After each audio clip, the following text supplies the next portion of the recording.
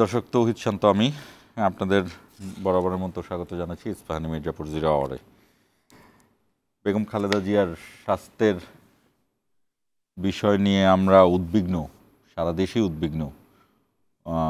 কিছুক্ষণ আগে তিন বাহিনীর প্রধান, সেনা প্রধান, বিমান বাহিনী প্রধান এবং নৌবাহিনী প্রধান তিনজন তারা দেখতে গিয়েছেন। সার্বক্ষণিক খোঁজ খবর রাখা হচ্ছে সরকারের পক্ষ থেকে। সরকারের পক্ষ থেকে জানানো হয়েছে যে যদি বিদেশে নেওয়া সম্ভব হয়, প্রয়োজন হয়, সব ধরনের সহযোগিতা দেওয়ার জন্য তারা ব্যবস্থা রেখেছেন।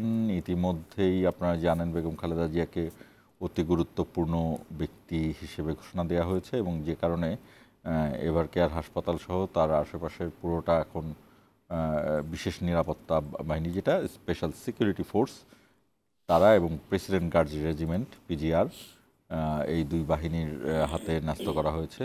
বেগম খালেদা জিয়ার সর্বশেষ যে পরিস্থিতি আমরা জানতে পেরেছি সেটি হলো যে ডক্টর AZM জাহিদ হোসেন, তিনি মেডিকেল টিমের একজন সদস্য এবং সেই সঙ্গে তিনি বিএনপির স্থায়ী কমিটির সদস্য। তিনি জানিয়েছেন যে এখনও বেগম খালেদা জিয়া সব ধরনের চিকিৎসা যা দেয়া হচ্ছে তা গ্রহণ করতে পারছেন, তার শরীর সেই দিকে সাড়া দিচ্ছে, ভেন্টিলেশনে আছেন। আমরা ঠিক অনুষ্ঠানটির যদিও আজকে আমরা বিষয় ঠিক করেছি পাহাড়ের শান্তি কতখানি, অর্থাৎ যে শান্তি চুক্তি করা হয়েছিল 1997 সালে, তার 28 বছর পূর্তি, সেটি নিয়ে আমরা কথা বলবো। তবে তার আগে বেগম খালেদা জিয়ার যে স্বাস্থ্যের বিষয়টা আমরা দেখে আসতে চাই।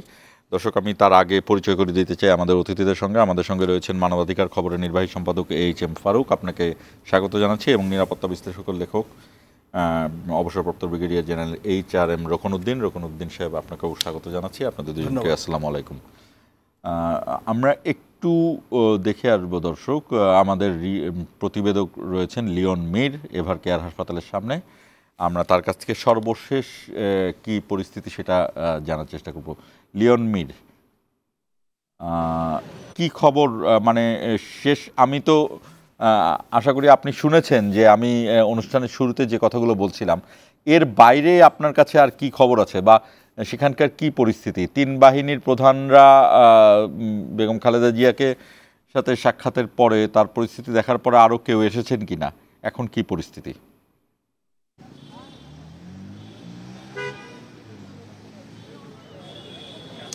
গতকাল রাতের এই সময়ের সাথে যদি আজকের রাতের তুলনা করি, গতকাল রাতে বিএনপি চেয়ারপারসন বেগম খালেদা জিয়ার শারীরিক অবস্থা নিয়ে কিন্তু সামাজিক যোগাযোগ মাধ্যমে গুজবের ডালপালা ছড়িয়ে পড়েছিল। এতে করে কিন্তু বিএনপির নেতাকর্মী সহ পুরো দেশবাসীর মধ্যে একটি উদ্বেগ, উৎকণ্ঠা ছড়িয়ে পড়ে। সেই বিষয়টি কিন্তু আজকে রাতের এই মুহূর্তে নেই। আজ বিএনপি চেয়ারপারসনে বেগম খালেদা জিয়ার ব্যক্তিগত চিকিৎসক এবং দলটির স্থায়ী কমিটির সদস্য ডক্টর জাহিদ হোসেন, তিনি কিন্তু আজ দুপুরে গণমাধ্যম কর্মীদের সঙ্গে কথা বলেছেন। তিনি কিন্তু জানিয়ে দিয়েছেন বেগম খালেদা জিয়া চিকিৎসা নিচ্ছেন। বিএনপি চেয়ারপারসন বেগম খালেদা জিয়ার যে ধরনের চিকিৎসা প্রয়োজন, ডাক্তাররা যে চিকিৎসা দিতে চাচ্ছেন সেই চিকিৎসা কিন্তু তাকে দেওয়া যাচ্ছে। এছাড়াও কিন্তু আজ আরও একটি খবর পাওয়া গেছে, আগামীকাল বিএনপি চেয়ারপারসন বেগম খালেদা জিয়ার চিকিৎসার জন্য দুটি দেশ থেকে বিশেষজ্ঞ চিকিৎসকদের দুটি টিম বাংলাদেশে আসবে। যুক্তরাজ্য থেকে একটি বিশেষজ্ঞ চিকিৎসক দল সকালে বাংলাদেশে অবতরণ করার কথা রয়েছে। এছাড়া চীন থেকে একটি বিশেষজ্ঞ চিকিৎসক টিম আগামীকাল সন্ধ্যায় বাংলাদেশে বেগম খালেদা জিয়ার চিকিৎসায় গঠিত মেডিকেল বোর্ডের সাথে যুক্ত হবেন। আমি আরও একটু জানিয়ে দিতে চাচ্ছি যে বেগম খালেদা জিয়াকে কিন্তু অতি গুরুত্বপূর্ণ ব্যক্তি হিসেবে সরকার ঘোষণা করেছে এবং এতে করে হাসপাতাল এলাকায় কিন্তু নিরাপত্তা জোরদার করা হয়েছে। এভার কেয়ার হাসপাতালে খালেদা জিয়ার চিকিৎসা ঘিরে হাসপাতাল এলাকায় যে নিরাপত্তা জোরদার করা হয়েছে, এতে আছে special security force, SSF, president guard regiment, PGR ও পুলিশ সহ আইন শৃঙ্খলা বাহিনীর সদস্যরা নিরাপত্তা জোরদার করেছেন। এছাড়াও কাঁটাতারের ব্যারিকেড দিয়ে হাসপাতালের প্রধান ফটক কিন্তু ঘিরে দেওয়া হয়েছে। আরও একটু আমি জানিয়ে দিতে চাচ্ছি, আজ কিন্তু তিন বাহিনীর প্রধান বেগম খালেদা জিয়াকে দেখতে হাসপাতালে এসেছিলেন। সেনাপ্রধান ওয়াকরুজ্জামান এসেছিলেন, নৌবাহিনীর প্রধান অ্যাডমিরাল মোহাম্মদ নাজমুল হাসান এসেছিলেন এবং বাংলাদেশ বিমান বাহিনীর প্রধান air chief marshal Hasan Mahmud Khan এসেছিলেন। তারা মঙ্গলবার রাত 8:30টার পরে পৃথকভাবে হাসপাতালে প্রবেশ করে। তারা হাসপাতালে এসে খালেদা জিয়ার চিকিৎসার সার্বিক পরিস্থিতি কিন্তু তারা দেখে গেছেন, তবে তারা গণমাধ্যমের সাথে কথা বলেনি। এছাড়া আরও একটি যে বিষয় বেগম খালেদা জিয়ার চিকিৎসাকে কেন্দ্র করে আলোচিত বা আলোচনা এসেছে জনাব তারেক রহমানের দেশে ফেরা নিয়ে, এই বিষয়টি নিয়েও কিন্তু আজ পরিষ্কার একটি ধারণা দিয়েছেন দলটির মহাসচিব মির্জা ফখরুল ইসলাম আলমগীর। তিনি কিন্তু গণমাধ্যমে আজ বলে দিয়েছেন বেগম খালেদা জিয়ার শারীরিক অবস্থা যদি অপরিবর্তিত থাকে তাহলে তারেক রহমান দেশে ফিরবেন। তবে যদি চিকিৎসকরা মনে করেন বেগম খালেদা জিয়াকে বিদেশে চিকিৎসা দেওয়ার মতো শারীরিক অবস্থার উন্নতি হয়েছে তাহলে তারেক রহমান দেশে ফিরবেন না।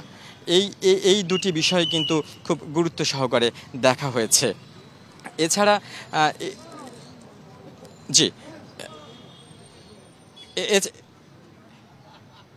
দেশে ফিরবেন কি ফিরবেন না এ নিয়ে আপনি যতটুকু বললেন, এটি কি সেখানকার কোনো সামনে বিএনপির নেতাকর্মীদের ভিড় করতে বারবার করে নিষেধ করা হয়েছে, তারপরে সেই নিষেধ অনুরোধ উপেক্ষা করে কিন্তু সকাল থেকে রাত পর্যন্ত অসংখ্য নেতাকর্মী এবং দলের সমর্থকরা হাসপাতালের সামনে কিন্তু। ঠিক আছে লিওন, আপনাকে ধন্যবাদ, আপনি থাকুন। আমরা প্রয়োজন হলে আপনাকে অনুষ্ঠানের পরবর্তী পর্যায়ে যুক্ত করব যদি প্রয়োজন হয় বা কোনো ধরনের বিশেষ আপডেট থাকে। লিওন, আপনাকে ধন্যবাদ।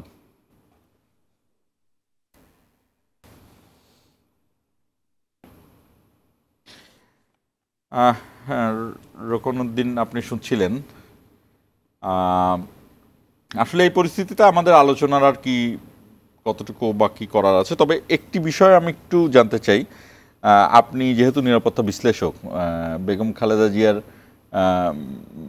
বিষয়ে সব ধরনের তার প্রাপ্য সর্বোচ্চটুকুই সরকার এই মুহূর্তে তাকে দিয়েছেন এবং তারেক রহমানের পক্ষ থেকে, অর্থাৎ তারেক রহমানের পক্ষ থেকে না, দলের পক্ষ থেকে বারবারই বলা হচ্ছিল যে তারেক রহমানের নিরাপত্তার একটি ঝুঁকি রয়েছে, যে কারণে এখানে আসার বিষয়।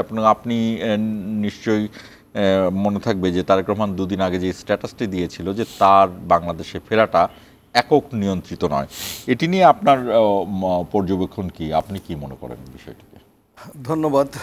সর্বপ্রথমে আপনাদের চ্যানেলে আজকে আমাকে আমন্ত্রণের জন্য আপনার চ্যানেল বৈশাখী টিভিকে ধন্যবাদ। আসলে দেখেন, আমি সোজা সাপটা কথা বলি, কেউ এতে নারাজও হতে পারে, কেউ অন্যভাবে চিন্তা করতে পারে। যে দেখেন, পাকিস্তানে যখন বেনজির ভুট্টো দেশে ফিরলেন তাকে অ্যাসাসিনেট করা হলো এবং পাকিস্তানে ওই সময়ে যেরকম পলিটিক্যাল অবস্থাটা ছিল, যেরকম ভোলাটাইল, আপনি যদি আমাকে জিজ্ঞেস করেন আমাদের দেশে রাজনৈতিক অবস্থা কিন্তু অতটা ভোলাটাইল না। এবং আমি মনে করি বিএনপির মতো একটা বড় দল এবং সরকার, যেখানে আমরা দেখতে পাচ্ছি বেগম খালেদা জিয়ার জন্য সব যত ধরনের একজন ভিভিআইপির জন্য দরকার সব কিছু ন্যস্ত করেছেন এবং সরকারের আন্তরিকতা আমরা দেখতে পাচ্ছি।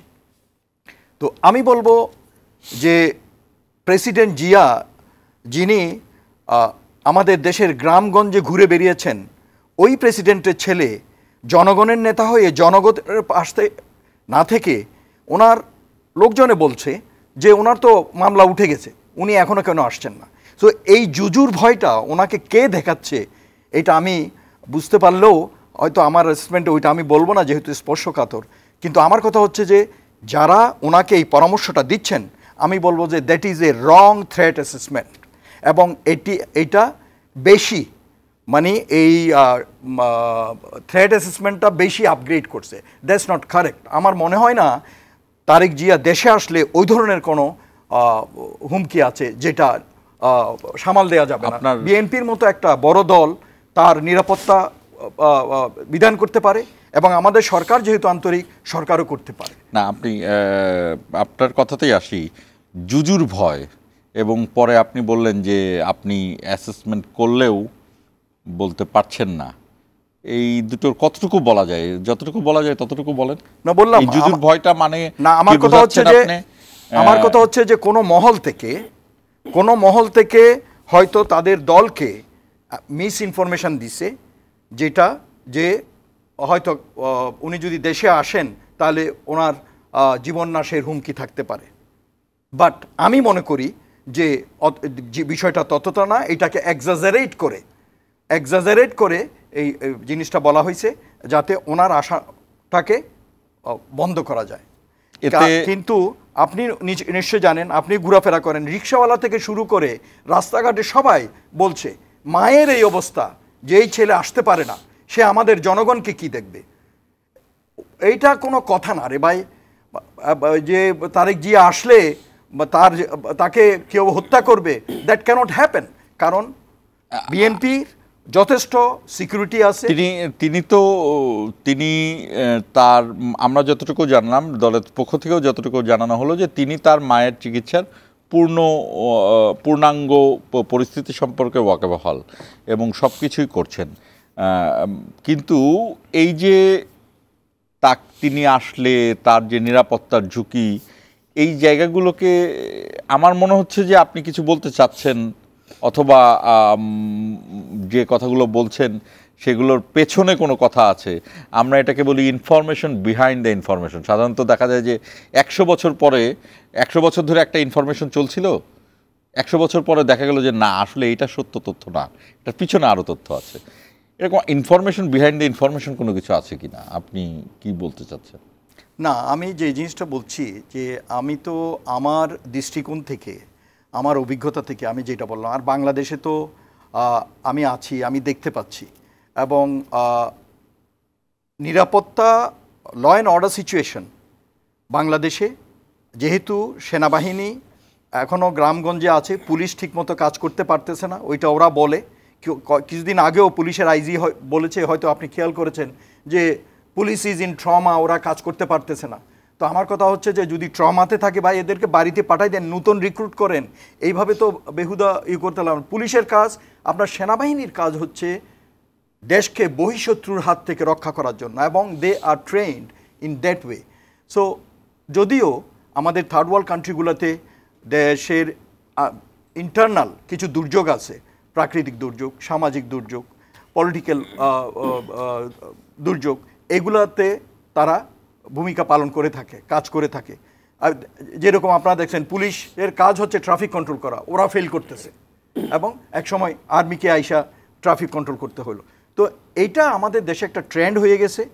কিছু কিছু সরকার ইতিপূর্বে আমাদের সেনাবাহিনীকে মিসইউজ এবং অ্যাবিউজ করছে।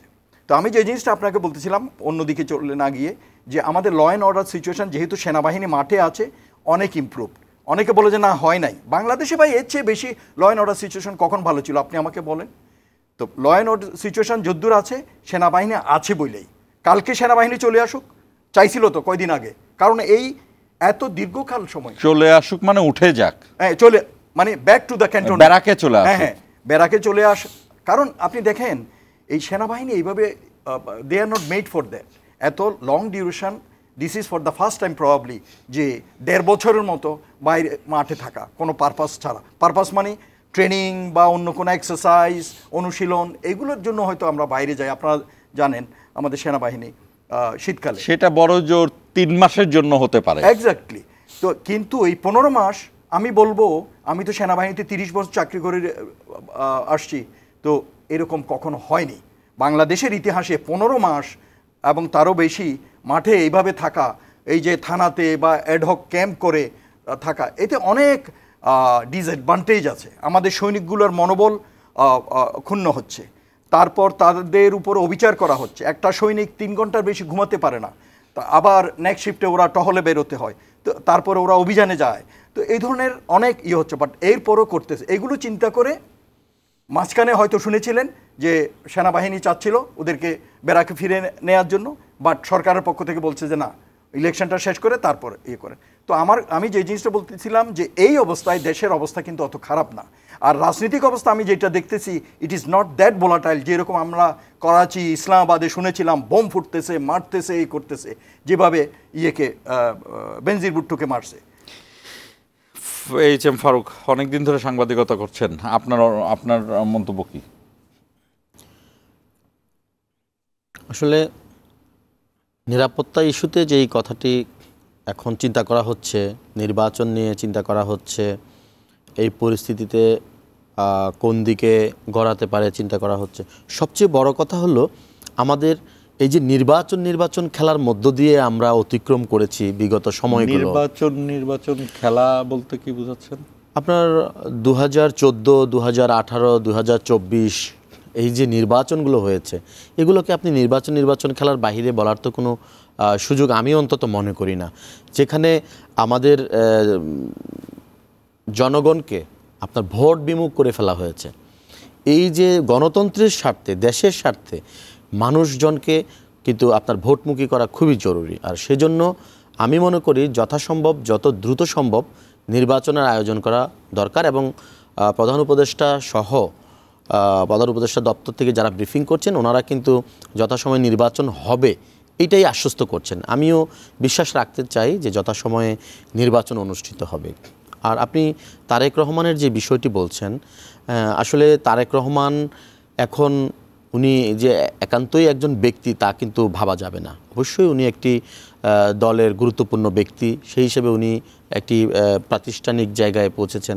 অতএব উনি যে একা চাইলেই কোনো একটি সিদ্ধান্ত নিতে পারেন এই রকম প্রেক্ষাপটে উনি ওনার স্ট্যাটাসে সেটাই বোঝানোর চেষ্টা করেছেন যে উনি এই রকম প্রেক্ষাপটে চাইলে নিজের মতো করে সিদ্ধান্ত নিতে পারেন না। এখানে অনেক ব্যাপার আছে, হয়তো উনি ওনার এই বিষয়গুলোই বোঝানোর চেষ্টা করেছেন। আর হচ্ছে আপনার এখন যে সংকটটি এখন আমাদের সামনে মনে হচ্ছে, এই সংকট থেকে উত্তরণের জন্য এই মুহূর্তে বেগম জিয়া অত্যন্ত গুরুত্বপূর্ণ একজন ব্যক্তি।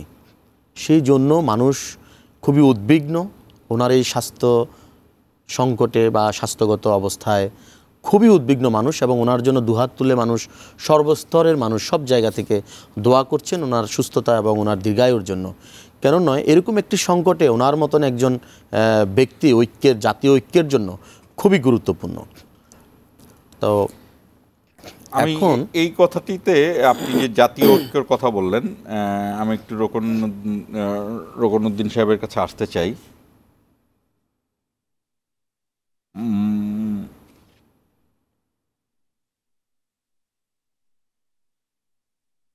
আচ্ছা, আমাদের এখানে বেশ কয়েকটি কমেন্ট এসেছে, কমেন্টের বিষয়ে আমরা পরে আসবো। তবে আমি রোকনউদ্দিন সাহেবের কাছে আসতে চাই। সেটি হলো এই যে জাতীয় ঐক্য, বেগম খালেদা জিয়া, আমরা জানি না আসলে হায়াত মৌতের মালিক আসলেই আল্লাহ। ট্রু। কিন্তু বেগম খালেদা জিয়া জাতীয় ঐক্যের প্রতীক কাউকে বলতে হয়নি, এটি স্বয়ংক্রিয়ভাবেই হয়ে গিয়েছে। আমি জানি না আপনার দুজনে এটার সাথে স্বীকার করবেন কিনা। আমি একজন অ্যাঙ্কর হিসেবেও আমি এটা বলতে পারি যে আমি যেভাবে দেখছি আমার মনে হয়েছে যে এটি স্বয়ংক্রিয়ভাবেই হয়ে গিয়েছে, এবং তিনি বিএনপি নেত্রীর উপরে উঠে গিয়েছেন।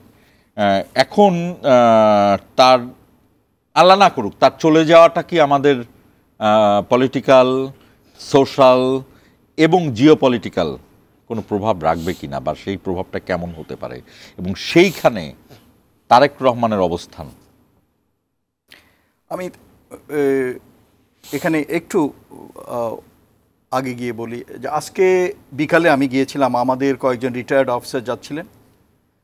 কারণ উনি দেখেন প্রধানমন্ত্রী ছাড়াও, তিনবারের প্রধানমন্ত্রী ছাড়াও আমাদের দেশের, উনি আমাদের একজন প্রাক্তন সেনাপ্রধানের স্ত্রী, উনি আমাদের সেনা পরিবারের সদস্য, এবং আমি ওনাকে দেখেছি উনি কিভাবে আগলে রাখতেন এই সেনাবাহিনীকে। আমি গুরুত্বপূর্ণ দায়িত্ব পালন করার সময় ওনাকে দেখেছি যে উনি এই সেনাবাহিনীর ভাবমূর্তি রক্ষা করার জন্য সব সময় সতর্ক থাকতেন এবং চেষ্টা করেছেন। আজকে বিকালে আমরা গেলাম, যাওয়ার পরে ওখানে আমরা একটা রুমে ওনার জন্য দোয়া করলাম। বিশ্বাস করেন দোয়া করতে করতে যেই কয়জন ছিল সবাই কাঁদছিল, সবার চোখ দিয়ে পানি পড়ছিল। তো আপনি বলেন একটা মানুষ মানে কতটা মানুষের হৃদয় জয় না করলে চোখের পানি কি এমনি আসে আপনি আমাকে বলেন। তারপর আমি বাইরে হয়ে যখন আমরা চলে আসছিলাম তখন দেখলাম লোক দাঁড়িয়ে আছে এবং ঢুকার সময় যা দেখছিলাম তার চেয়ে আরও বেশি। তো আমার কথা হচ্ছে তারপর এই যে মসজিদে দোয়া হচ্ছে, গ্রামে গঞ্জে বিভিন্ন জায়গায় দোয়া সব হচ্ছে, মন্দিরেও দোয়া হচ্ছে, সব চার্চে জায়গায় দোয়া হচ্ছে। যে একটা মানুষ সে তার মানে বোঝা যাচ্ছে সে দলের ঊর্ধ্বে, তার মানে সে আপামর ছাত্র জনতার শ্রেণী পেশা সকল শ্রেণী পেশার মানুষের মন জয় করেছেন এবং সে একটা জাতীয় ঐক্যের প্রতীক হয়ে দাঁড়িয়েছে।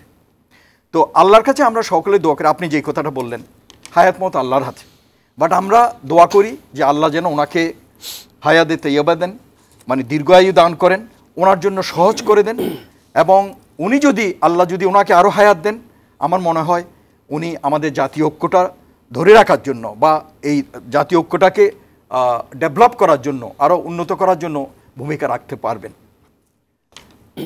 আল্লাহ না করুক ওনার অ্যাবসেন্সে তারেক জিয়ার জন্য ইট will be a big challenge because he is a new politician in the field. New politician? Yes, আমি বলবো নিউ পলিটিশিয়ান। আপনি যেটাই বলেন আবেগের ঠেলায় বলে তো লাভ নাই ভাই, আবেগের ঠেলায় সে তো একবারও ইলেকশন করে নাই। আপনি বলেন for the first time he will do election, তো নতুন না তো কি? আমাকে যারা শুনতেছেন মনে করেন না যে আমি বিএনপির এগেনস্টে কথা বলছি, আমি যেটা সত্য সেটা বলতেছি। তো সেই জন্য ওনার জন্য চ্যালেঞ্জ বেশি, ওনাকে বেশি সতর্কভাবে পা ফেলতে হবে, ওনার নিজের মতো করে ভালো লোকদের কাছ থেকে বুদ্ধি পরামর্শ নিয়ে আগাতে হবে। ওনার আশেপাশের লোক যেগুলো গার্বেজ আসে আমরা তো দেখি বিভিন্ন টিভি শো ইয়েতে, এগুলারে দূরে সরাইয়া জ্ঞানী বুদ্ধিমান অভিজ্ঞ প্রবীণ লোকদের থেকে বুদ্ধি পরামর্শ নিয়ে, যারা তার বাপের সাথে তার মায়ের সাথে কাজ করছে, এই ধরনের লোকদের থেকে বুদ্ধি পরামর্শ নিয়ে তার আগাতে হবে, নিজের মতো দলটাকে গুছাতে হবে। He has to come back whatever it is, এবং সে মাঠে ময়দানে গিয়ে জনগণের কাতারে দাঁড়াতে হবে। এইভাবে ভাই ডিজিটাল বক্তৃতা দিয়া দূর থেকে মানুষের আসে, মানুষ পছন্দ করে। ধানের শীষ প্রেসিডেন্ট জিয়ার ছেলে, বেগম খালেদা জিয়ার ছেলে, কিন্তু reality is that you have to be on ground. তো সেই জন্য আমি বলতেছি এইটার সাথে জনপ্রিয়তার একটা সম্পর্ক আছে ওনার এই সময় আসাটার সাথে। আমি একবার নিউট্রালি বলতেছি। তো দ্য গ্রাফ উপরে উঠতেও দেরি নাই, আবার নিচে নামতেও দেরি নাই জনপ্রিয়তার। তো সেই জন্য for Tarique Rahman it will be a big challenge, সেই জন্য ওনাকে খুব সতর্কভাবে আগাতে হবে। এইচ এম ফারুক, আমরা একটা বিরতিতে যাব, তার আগে আমার হাতে 1.5 মিনিট সময় আছে। আপনি নিশ্চয়ই খেয়াল করেছেন, আপনার প্রশ্নটা নিশ্চয়ই মনে আছে যে আমরা চাই বেগম খালেদা জিয়ার হায়াতে তাই এবার আল্লাহ তাকে আরও দিক, কিন্তু যদি না করুক, আল্লাহ না করুক, ওনার অ্যাবসেন্সে আমাদের রাজনৈতিক সামাজিক এবং জিওপলিটিক্যাল বিশ্ব রাজনীতির যে প্রভাব এবং সেখানে তারেক রহমানের অবস্থান, আপনার কি মনে হয়? ধন্যবাদ। একটি কথা হচ্ছে কি, কারো জন্য কিছুই থেমে থাকে না, কিন্তু এই যে সদ্য অল্প কিছুদিন আগে যেটি ঘটেছে, একটি সরকার প্রধান পালিয়ে গিয়েছে, তার শূন্যতা যত দ্রুত পূরণ হয়েছে, আমি মনে করি বেগম জিয়ার যদি কোনো শূন্যতা তৈরি হয় এটি এত দ্রুত পূরণ হবে না আমাদের দেশের প্রেক্ষাপটে। এবং ওনার যেই দীর্ঘ অভিজ্ঞতা এবং ওনার যেই আপোষহীনতার অবস্থান এবং ওনার যে জাতীয় ঐক্যের জায়গায় ওনার যে অবস্থান তৈরি হওয়া, এটি আল্লাহ না করুক যদি এমন কিছু হয়, এটি সামাল দেওয়া আসলে যেমন বিএনপির জন্য খুব টাফ হবে, তেমনি কিন্তু আমাদের রাষ্ট্রীয়ভাবেই দেশের জন্য টাফ হবে, কারণ উনি সেই জায়গায় আসলে অবস্থান করছেন।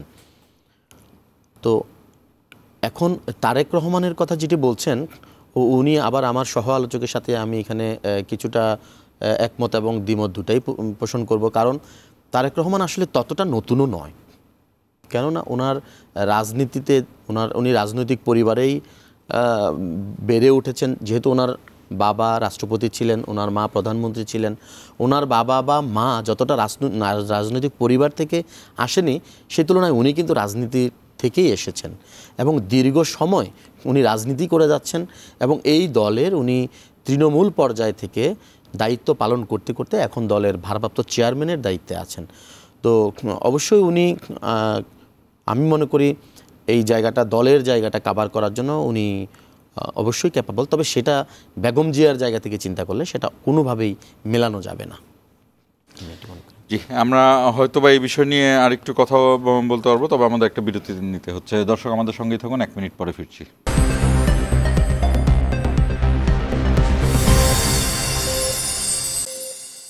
আবারও স্বাগত ইস্পাহানি মির্জাপুর জিরো আওয়ারে। দর্শক আমরা কয়েকটি কমেন্টের কথা নেব, রকনউদ্দিন এবং HM ফারুক, আমরা কয়েকটি কমেন্টের কথা তুলে ধরব। একটি কমেন্ট তো অনেক বড়, তিনি এখানে আমি ছোট্ট করে বলি, আবদুল্লাহ মোহাম্মদ সাইমুম নামে একজন কমেন্ট করেছেন। সেই কমেন্টটায় তিনি বলেছেন যে এই যে বেগম খালেদা জিয়ার সব কিছু তুলে নেওয়া হয়েছিল, SSF-এর নিরাপত্তা সব তাকে সব ধরনের যন্ত্রণা দেওয়া হয়েছিল, সেটি আজকে শেখ হাসিনা দেখছেন যে আল্লাহ তাকে সব কিছু দিয়েছে, সবচেয়ে গুরুত্বপূর্ণ ব্যক্তি। এটি শেখ হাসিনার জন্য এক ধরনের মেন্টাল প্রেশার, মেন্টাল পানিশমেন্ট। এই কথাটি তিনি অনেক লম্বা করে বলেছেন। এবং আরেকটি বিষয়, এইটি নিয়ে আমি একটু কথা বলতে চাই। মোহাম্মদ আবু ইউসুফ, জনাব তারেক রহমান দেশে না আসার পেছনে আন্তর্জাতিক রাজনৈতিক ষড়যন্ত্র আছে কি, সেই বিষয়টি জানতে চাচ্ছি। Brigadier general HRM রকনউদ্দিন। এটা আমার বক্তব্য না, সাধারণ মানুষের বক্তব্য। দুঃখিত, আরেকটা কমেন্ট আমরা পড়ে নেই। বকুল বিকাশ চাকমা নামে একজন লিখেছেন যে খাগড়াছড়িতে বেগম জিয়ার সুস্থতার জন্য মন্দিরে চাকমা সম্প্রদায় প্রার্থনা করছেন। অর্থাৎ আপামর জনগণ সব ধরনের এভরি ওয়াকস অফ লাইফ সবাই তার জন্য, বিভিন্ন শ্রেণী পেশা ধর্মের লোকজন। যে বিষয়টি জানতে চাচ্ছিলাম যে রাজনৈতিক ষড়যন্ত্র আছে কিনা তারেক রহমানের, আন্তর্জাতিক ষড়যন্ত্র, আন্তর্জাতিক রাজনৈতিক ষড়যন্ত্র। জি, এরা শুনেন, বাংলাদেশ জন্মের পর থেকে ভারতের আধিপত্যের ছায়ায়, আমরা এটা বুঝেও বুঝি না। অনেকে আবার এটার বিরুদ্ধে সোচ্চার, আবার অনেকে বুঝেও বুঝে না, আবার অনেকে নিশ্চুপ থাকে, দেখেও না দেখার ভান করে। কিন্তু এটা ক্লিয়ার।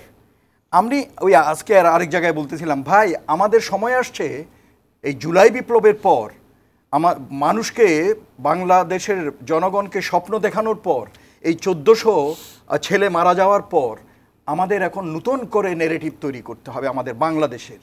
আমাদেরকে যেই বয়ানে ভারত চালিয়ে আসছে বিগত 15 বছর তথা সেই 54 বছর আমাদের পিছনে লেগে, আমাদের তাদের আধিপত্যর ছায়া থেকে বের হয়ে আসতে হবে সব কিছুতেই। আপনি পার্বত্য চট্টগ্রাম বলেন, আমাদের এই যে জাতীয় নিরাপত্তা বিষয়ক ইস্যুগুলা, ওই যে আরাকানের ওদিকে বর্ডারে যেসব হচ্ছে, আপনি মনে করেন ওখানে ইন্ডিয়ার হাত নাই, আছে। তারপরে এই যে আমাদেরকে বিভিন্ন বর্ডারের বিভিন্ন জায়গায় যে পুশিং করতেছে, নাই। লালমনিরহাটের এগেইনস্টে আমাদের বর্ডার, ওখানে যে ওরা এই যে এয়ার এসেট এবং 3টা ব্যাটালিয়ান ডেপ্লয় করছে, ওখানে আমাদের থ্রেট নাই। ওখানে জিরো লাইনের উপরে বড় বড় সার্চ লাইট লাগাইছে, হাই পাওয়ার্ড ফ্লাড লাইট, ওগুলো থেকে পোকা আসে। লালমনিরহাটে একজন আমাকে বলতেছিল যে স্যার ওই পোকাগুলো এসে পরে আমাদের ক্ষেতের ফসলগুলো নষ্ট। তো এইটা, এই সব কিছু মিলে কিন্তু আমাদের জাতীয় নিরাপত্তার প্রতি হুমকি। তো আমাদের কথা হচ্ছে যে আমাদের বুঝে নিতে হবে, খুলে বলতে হবে না।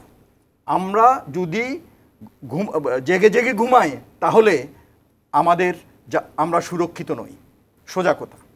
মানে ওই যে মেজর জলিল একটা কথা বলেছিলেন, কি যেন, যে অরক্ষিত মানেই হচ্ছে পরাধীনতা, অরক্ষিত থাকার মানেই হচ্ছে অরক্ষিত স্বাধীনতা, অরক্ষিত স্বাধীনতা মানেই পরাধীনতা।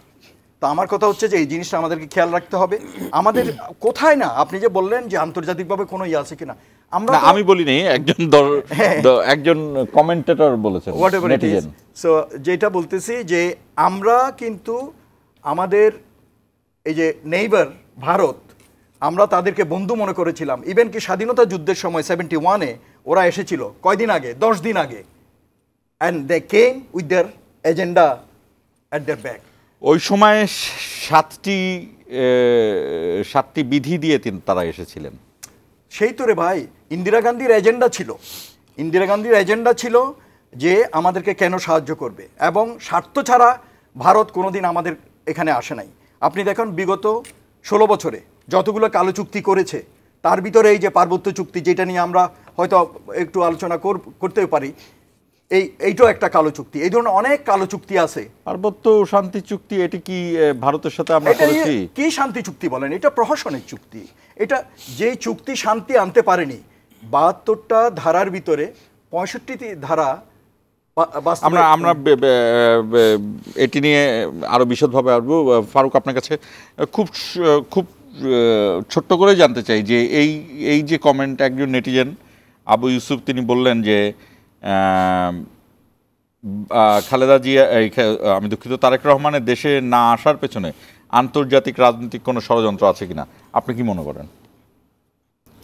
এটি আসলে দেশের মানুষের মধ্যে এই বিষয়টি খুব আলোচনা হচ্ছে, যেটি একজন কমেন্টকারী করেছে, সেটি আমরাও বিভিন্ন সময় দেখতে পাচ্ছি। এখানে আমার সহ আলোচক যেটি ইঙ্গিত করলেন বা বললেন, আমাদের সবচেয়ে বড় ষড়যন্ত্র আমাদের দেশকে নিয়ে যারা করে তার মধ্যে প্রধান এবং অন্যতম হচ্ছে আমাদের প্রতিবেশী ভারত। কারণ তাদের অতীতের অনেক কর্মকাণ্ড এর প্রমাণ রেখে গিয়েছে। আমাদের তারেক রহমানের বিষয় যেটি বলছেন, তারেক রহমানের ভেতরে আমাদের শহীদ প্রেসিডেন্ট জিয়াউর রহমানের দেশপ্রেমের যেই দৃষ্টি বা ছবি ছিল, সেই প্রতিচ্ছবি মানুষ তারেক রহমানের মধ্যে দেখতে পান। বেগম জিয়ার আপোষহীনতার প্রতিচ্ছবি কিন্তু তারেক রহমানের মধ্যে দেখতে পান, যার কারণে আমাদের প্রতিবেশীরা তারেক রহমানকে থ্রেট মনে করে। এটি খুব স্বাভাবিকভাবে বোঝাই যায়, এটি না বোঝার কোনো কারণ আমি মনে করি নাই। তো যার কারণে এখানে আন্তর্জাতিক ষড়যন্ত্র বা চক্রান্ত নেই, এটি উড়িয়ে দেওয়া যাবে না। আচ্ছা, আমি ছোট্ট করে আরেকটু জানতে চাই দুইজনের কাছেই। ফারুক, আপনি বলেন প্রথমে, শুধুই কি ভারত না অন্য কোনো দেশেরও আছে, বা তারেক রহমানকে কি মানে আসলে আছে কিনা আমি জানার ক্ষেত্রে জানছি, এক। আর দুই নাম্বার, ভারতকে যে আপনারা দুইজনই বললেন, নরেন্দ্র মোদী গতকালকে বেগম খালেদা জিয়ার বিষয়ে একদম দ্ব্যর্থহীন ভাষায় বলেছেন যে কোনো ধরনের, যে কোনো উপায়ে, হোয়াট এভার ইটটি, এই শব্দটি এরকম ব্যবহার করেছেন যে মানে যে কোনো ওয়েতে, যেভাবে হোক খালেদা জিয়ার প্রয়োজনে ভারত পাশে আছে। এরপরও আপনারা শুধুই ভারতকেই অ্যাকিউজডের কথা বলছেন কেন?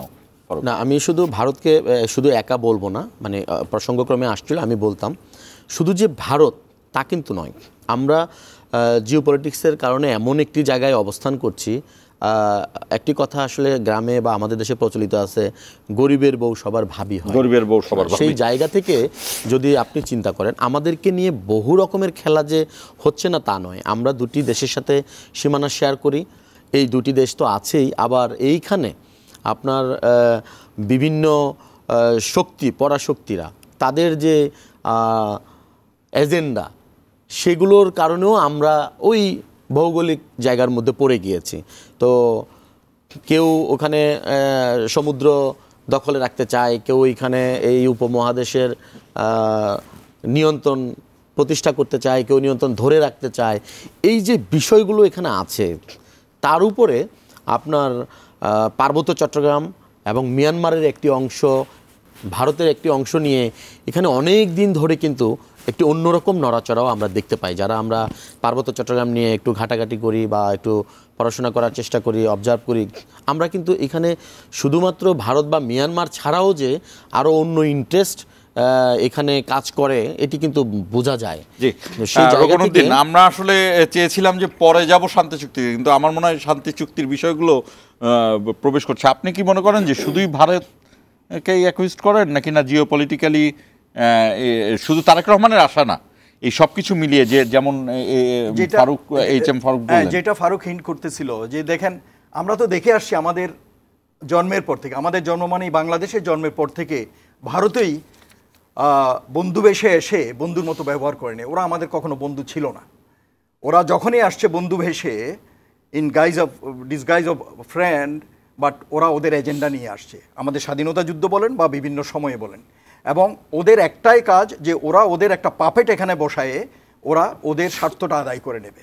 ওরা যতগুলো চুক্তি করেছে সবগুলোর ভিতরে কিন্তু ওদের স্বার্থই রক্ষা করেছে। বাংলাদেশের স্বার্থ খুব কম চুক্তিতে রক্ষা করা হয়েছে, এটা আমরা অনেকে জানি। যদিও সব চুক্তিগুলো জনগণকে জানতে দেওয়া হয়নি। তো সেই জন্য আমি বলবো যে আপনার যদি মনে থাকে সেই 1/11-এর সময় আমাদের চালের সংকট দেখা দিয়েছে, ভারত বলেছিল দেবে, পরবর্তীতে আই স্টিল রিমেম্বার, আমি তখন দেশের বাইরে ছিলাম, এই যে এখানে ছিল পিনাকি চট্টোপাধ্যায়, পিনাক রঞ্জন, সে টিভিতে বলতেছিল যে আমরা নাকি আপনাদের দেবো নাকি, the way he was saying, মানে ইট ওয়াজ ভেরি রুড। তো সেই জন্য আমার কথা হচ্ছে যে ওরা আমাদের বন্ধু নয়, ওরা স্বার্থের জন্য আসে। আর আপনি যেটা মোদির কথা বলতেছেন, ইটস এ ডিপ্লোম্যাটিক টক, কথা বুঝতে পারছেন? ওরা ওই যে আমাদের দেশে একটা কথা আছে না, বগলে ইট, হ্যাঁ, মুখে শেখ ফরিদ, ওরা সেইটাই। তার মানে মুখে মিষ্টি কথা, কিন্তু at the back they will stab you back. তো সেই জন্য ভারতে আমাদের দেশে আধিপত্যের ছায়া, আমি যেটা একটু আগে বলতেছিলাম, ওরা প্রথম থেকে আমাদের দেশে আধিপত্য বিস্তারের চেষ্টা। আমরা ছোট্ট একটা বিরতি নিয়ে আবারও ফিরছি। বিরতির পরে ফিরে আমরা পার্বত্য শান্তি চুক্তি 97 সালে হয়েছিল, সেই চুক্তির 28 বছর এটি নিয়ে আলোচনা যাব। দর্শক আমাদের সঙ্গে থাকুন, 1 মিনিটের বিরতি নিচ্ছি।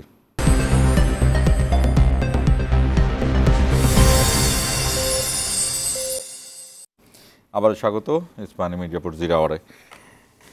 এই চেয়ারম্যানের কোনোদিন আমরা আসলে শান্তি চুক্তির আলোচনার মধ্যে যেভাবেই হোক কানেক্ট করে ফেলেছি। আমি যে জিনিসটা বলছিলাম আপনি আমাকে থামিয়ে দিয়েছিলেন। না, আমরা বিরতিতে যাওয়ার ওটা হচ্ছে যে দেখেন 72 ধারা আছে, ওই যে মানে শান্তি চুক্তি, পার্বত্য চুক্তি। শান্তি চুক্তি বলছি না এই জন্য, মানে শান্তি চুক্তি বলতে মানে এটা হাস্যকর, কারণ এটা অসম, বৈষম্যমূলক, সংবিধানের সাথে সাংঘর্ষিক, এবং এইটাতে যত স্টেক হোল্ডার ছিল, বাঙালি জনগোষ্ঠী, পার্বত্য চট্টগ্রামে বসবাসরত বাঙালি জনগোষ্ঠী, সেনাবাহিনী, দ্য মেইন স্টেক হোল্ডার, তাদেরকে পাশ কাটিয়ে, তাদেরকে পুরো ঘটনার বাইরে রেখে এই চুক্তিটা সাইন করছে। এবং এই যে যেটা বললাম 72টা ধারার ভিতরে শুনছি 65টা বাস্তবায়ন হয়েছে। শান্তি কি আসছে আপনি আমার বলেন? এই গত 15 মাসে তো দেখলেন দুইবার অশান্ত হয়েছে। তো এখানে কিন্তু কন্ট্রোভার্সিয়াল, ওই যে প্রথমে যেটা বললাম, অনেকগুলা কারণ আছে যে এই চুক্তিটা আসলে অবাস্তব, এটা বাস্তবায়নযোগ্য নয়। যেমন এই যে ওখানে যে ভূমি যে সমস্যাটা আছে, ভূমি কমিশন করেছিল একটা বিচারপতিকে দিয়ে, সে এসি অফিস নিয়ে আরাম করে ঘুরে বেড়াইছে বছরের পর বছর, নাথিং হ্যাপেন্ড। ভূমি সংস্কার নিয়ে কিচ্ছুই করতে পারে নাই, এক বিন্দু আগায় নাই। তো আমার কথা হচ্ছে যে ওখানকার, যেমন মনে করুন ওখানে একটা region commander, Khagrachari region commander, Bandarban region, ওখানে কয়েকটা রিজিয়ন আছে, ব্রিগেড কমান্ডাররা একটা রিজিয়ন এলাকা আছে ওইটার দায়িত্বে থাকে, তারা ওখানে সিভিল প্রশাসন এবং সামরিক প্রশাসন সব কিছু ইয়ে করে, এবং তাদের যেই নলেজ এলাকা সম্বন্ধে, জনগোষ্ঠী সম্বন্ধে এবং বা সন্ত্রাসীদের সম্বন্ধে, এটা তো কারো নাই। তা how can you leave them? তাদেরকে কিপিং দেম অ্যাসাইড আপনি কেমনি চুক্তি সাইন করেন? তা একইভাবে আমাদের ইভেন কি একটা ক্যাম্প কমান্ডার, এই যে প্রত্যন্ত অঞ্চলে আমাদের যে ক্যাম্প কমান্ডার থাকে, একজন ক্যাপ্টেন, একজন মেজর, ইভেন কি একটা লেফটেন্যান্ট, তারা যেভাবে দৈনন্দিন ছোটোখাটো সালিশ বিচার করে, এবং পাহাড়ি বলেন বাঙালি বলেন, তাদের যে জায়গা জমির সমস্যাগুলো সমাধান স্থানীয়ভাবে সমাধানের চেষ্টা করেন, এই যে এই জ্ঞানগুলো আছে, এগুলোকে তো কোনো কাজে লাগায়নি। ওরা কেমনি এই সমস্যার সমাধান করে? কাজেই মাঠে যারা আছে তাদেরকে তো সংশ্লিষ্ট রাখতে হবে, এটা করে নাই। তো মোদ্দা কথা আমি বলতে চাই, এই চুক্তি বাস্তবায়নযোগ্য নয়, এই চুক্তি বাতিল করতে হবে। যদিও যেমন আজকে এক জায়গায় ফারুক বলতেছিল যে 65টা বাস্তবায়ন হয়ে গেছে, কেমনি করবে? আরে ভাই, গাছ কাইটা দিলে তো আর ফল ধরবে না।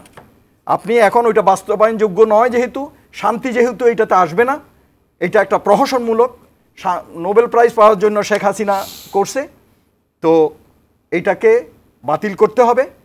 আমি যেটা বলি, একটা উচ্চ পর্যায়ের কমিশন করতে হবে, সব স্টেক হোল্ডারকে রাখে, উপজাতি জনগোষ্ঠী থেকে, বাঙালি জনগোষ্ঠী থেকে, সামরিক কর্তৃপক্ষ থেকে, সিভিল প্রশাসন থেকে, একটা লয়ার, একটা ল্যান্ড কমিশনের লোকজন, এভাবে রেখে একটা ফুল প্রুফ একটা উচ্চ ক্ষমতা সম্পন্ন কমিশন করে তারা ওখানকার নিরূপণ করবে কি কি সমস্যা, তারপর এই সমস্যাগুলো সরকারকে সুপারিশ করবে, ব্যবস্থা নিতে পারবে। আমার মনে হয় তাইলে সমাধান হবে। আমি ফারুকের কাছে আসতে চাই, আপনি দীর্ঘ সময় ধরে এই সাংবাদিকতাই করছেন, সেখানে 28 বছর পরে এসে রুকনউদ্দিন বলতেছেন যে এই চুক্তি বাস্তবায়ন সম্ভব নয়। আমরা এটাকে আসলে কিভাবে দেখব, ওনার এই বক্তব্যের সাথে কিভাবে আগাবো? পার্বত্য শান্তি চুক্তি বাস্তবায়ন সম্ভব নয়, আবার এটা বলে শান্তি চুক্তিও না, কিন্তু আমরা তো এটা শান্তি চুক্তির জন্যই দেখেছি। হ্যাঁ, এখন যে আলোচনাগুলো উনি করেছেন সেখানে কিছু বিষয় আছে, আমি আর রিপিট করলাম না, সেগুলো খুবই প্রাসঙ্গিক। মানে আপনি একমত তার সাথে? না, সব বিষয়ে আমি একমত নয়, তবে অধিকাংশ বিষয়ে আমি ওনার সাথে একমত এই আলোচনাটায়। এখন পার্বত্য চট্টগ্রামে এই যে চুক্তিটি হলো, পার্বত্য চট্টগ্রাম চুক্তি, এই চুক্তিটি শান্তি চট্টগ্রাম শান্তি চুক্তি নো, এটি শুধুমাত্র পার্বত্য চট্টগ্রাম চুক্তি। এই চুক্তির গায়ে পিঠে পেটে কোথাও শান্তি চুক্তি বলে কোনো শব্দ নাই, কোথাও নাই। এটিকে শুধুমাত্র ইনিও আমার সহ আলোচকও বলেছেন, আওয়ামী লীগ সরকার চুক্তিটি যেই প্রেক্ষাপটে করেছে এটি অনেকবার আলোচনা হয়েছে, আমি আর পেছনে গেলাম না। তারা এই বৈষম্যমূলকভাবে যেনতেনভাবে কিন্তু আসলে এই চুক্তিটি করেছে। কেন যেনতেনভাবে করেছে? তাদের লোভ দেখানো হয়েছিল, অথবা উনি প্রলুব্ধ ছিলেন বা লোভ করেছেন যে একটি শান্তিতে নোবেল প্রাইজ পেতে হবে। এটা তো আমরা জানি যে রোহিঙ্গা এটি অনেক পরে এসছে, এটি অনেক পরে এসছে, এটা শুরু হয়েছে ওখান থেকে। এটি কিন্তু বাংলাদেশে তখনও পর্যন্ত কেউ শান্তিতে নোবেলই পায়নি, তখনই এই চুক্তি হয়েছে। এর পরে না এসে আমাদের বর্তমান প্রধান উপদেষ্টা ডক্টর মোহাম্মদ ইউনূস শান্তিতে নোবেল পেয়ে গেলেন, পরে ওনাদের আশা ভঙ্গ হলো। আসলে এই চুক্তির যে উপাদান, একটি স্টেক হোল্ডারের যে বিষয়টি, পার্বত্য চট্টগ্রামের সকল স্টেক হোল্ডারের সাথে আসলে আলোচনা হয়নি। সেনাবাহিনীকে উনি একটি স্টেক হোল্ডার বলেছেন, উনি একজন সামরিক রিটায়ার্ড অফিসার, উনি ভালো বলতে পারবেন ওনাদের সাথে সরকার কতটুকু আলোচনা করেছেন বা করেননি, আমি সেটি বলতে পারবো না। তবে পাহাড়ের যারা অধিবাসী, এই অধিবাসী স্টেক হোল্ডারদের সাথে সবার সাথে সরকার যে কথা বলেনি, এটি বাস্তব। ওখানে একটি জাতিগোষ্ঠী হচ্ছে আপনার উপজাতি, আর একটি জাতিগোষ্ঠী হচ্ছে বাঙালি জাতি। তো ওখানে টোটালি বাঙালি জাতিকে অন্ধকারে রেখে বলেন, অথবা তাদেরকে আলোচনার মধ্যে না এনেই এই চুক্তিটি করেছে। তাও সমস্যা হতো না যদি এখানে সকলের অধিকার প্রাধান্য পেত। কিন্তু স্পষ্টভাবে সংবিধানের আপনার 27, 28, 29 অনুচ্ছেদকে লঙ্ঘন করে, সকলের সমতার বিধানকে অস্বীকার করে এই চুক্তিটি সম্পাদন করেছে। এবং চুক্তির ভেতরে যা আছে সেখানে আপনার সরাসরি নাগরিক অধিকার, ওখানকার 51% মানুষের নাগরিক অধিকার হরণ করা হয়েছে। এখন এই চুক্তি বাস্তবায়নযোগ্য কি না, এই প্রশ্নটার সুযোগ আদৌ আছে কি না, এটি আমার প্রশ্ন। কারণ এই চুক্তির 98% অলরেডি বাস্তবায়ন হয়ে গিয়েছে, বাস্তবায়ন করে ফেলেছে। করার কারণে যে বৈষম্যগুলো তৈরি হয়েছে, করার কারণে ওখানে যে অসন্তোষ, ক্ষোভ এবং মানুষকে অধিকার বঞ্চিত করা হয়েছে, এইটা কিভাবে রিফিল করা যায় এই চিন্তা আমাদেরকে করতে হবে। এবং সরকার সংশ্লিষ্টদের খুবই দ্রুত এই উদ্যোগ নিতে হবে, নয়তো পাহাড়ের শান্তি আপনি কোনোভাবেই প্রতিষ্ঠা করতে পারবেন না। আপনি একটি গুরুত্বপূর্ণ স্টেক হোল্ডারদেরকে বাদ দিয়ে ওই অঞ্চলে আপনি কিভাবে শান্তি প্রতিষ্ঠা করবেন, এটি কিন্তু ভাবতে হবে।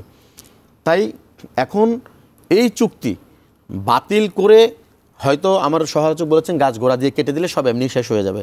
অলরেডি যে প্রতিষ্ঠানগুলো তৈরি হয়েছে, যে প্রতিষ্ঠানগুলো আপনার রুলিং আছে, সেখানে যে বৈষম্যগুলো হচ্ছে, আপনি পুরো চুক্তি যদি বাতিল করা সম্ভব নাও হয়, সেখানে সংবিধানের সাথে সাংঘর্ষিক বিধানগুলো অবশ্যই আপনাকে সংস্কার করতেই হবে, নয়তো পার্বত্য চট্টগ্রামে শান্তি প্রতিষ্ঠা করা সম্ভব নয়। এখন এখানে একটি বিষয় আসেন, পার্বত্য চট্টগ্রামে ভূমি সমস্যা, এটি একটি বড় সমস্যা। ভূমি সমস্যার বিষয়েও কিন্তু চুক্তিতে এসছে। তাহলে ভূমি সমস্যার চুক্তির আলোকে এত বড় বড় সব কিছু সমাধান হয়ে গেল, যেই একটি বা দুটি বিষয় বাকি আছে তার মধ্যে একটি হলো ভূমি সমস্যা। এই সমস্যার সমাধান হচ্ছে না কেন? এই সমস্যা সমাধান করতে দিচ্ছে না মূলত এই চুক্তির আলোকে যে প্রতিষ্ঠানগুলো হয়েছে, আঞ্চলিক পরিষদ, পার্বত্য জেলা পরিষদ, তারাই কিন্তু জিয়ে রেখেছে।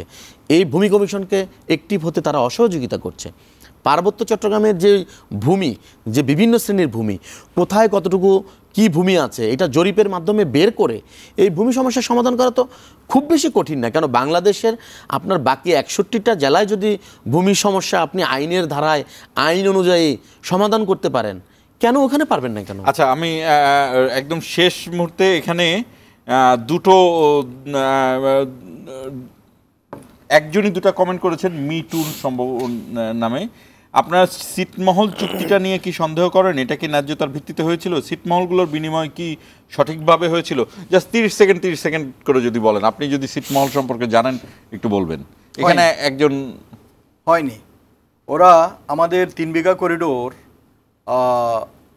নিয়ে নিছে, কিন্তু এখনও যেমন পাটগ্রাম যে ছিটমহলটা আছে ওখানে যাওয়ার জন্য আমাদের লোকের টাইম বেঁধে দেয়া আছে, এবং ওই সময় ওরা গেট খোলে, তখন ওরা ক্রস করে আসে। তো ভারত যা করার কথা তা করেনি। ফারুক, আপনি ছিটমহল সম্পর্কে জানেন কিনা? আমি আসলে আপনি যদিও ছিটমহল সম্বন্ধে প্রশ্ন করেছেন, আমি আপনাকে বরং অন্য একটা বিষয় ছিটমহল রিলেটেডই বলতে চাই।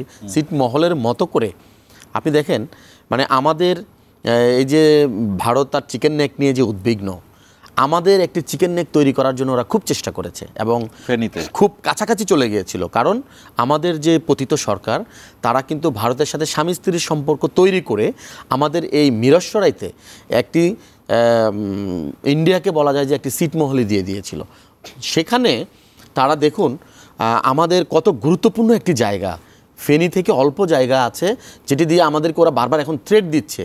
আমাদের বন্দর, এই যে চট্টগ্রাম বন্দর সহ পুরো বৃহত্তর চট্টগ্রাম 5টি জেলাকে নিয়ে যদি এইটা তারা সফল হতে পারত, তাহলে আমাদের অর্থনীতির লাইফ লাইনটা কী হতো একবার চিন্তা করে দেখুন।